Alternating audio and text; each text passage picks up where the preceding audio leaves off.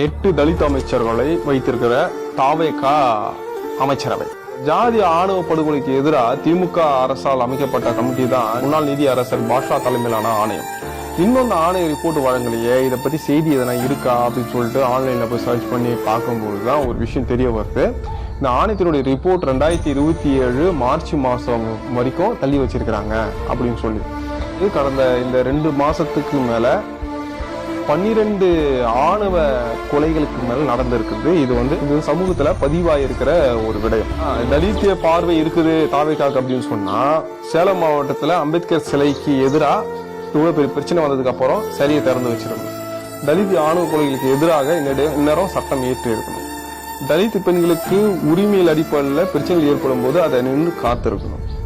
தாவேகா கட்சி நிர்வாகிய தலித் பேரை சொல்லி அவங்களுடைய கட்சிக்காரர்களே அசிங்கமா பேசின காணொலிகளும் ஆடியோவும் நாம அதை சோசியல் மீடியாலும் பார்த்துருக்கோம். ஸோ எந்த விதத்துல இந்த தாவேகா கட்சி ஒரு சோசியல் ஜஸ்டிஸ் என்ற நிலைப்பாட்டில் இருக்கு. இது எல்லாமே ஒரு தலித் விரோத போக்காதான் இருக்கு.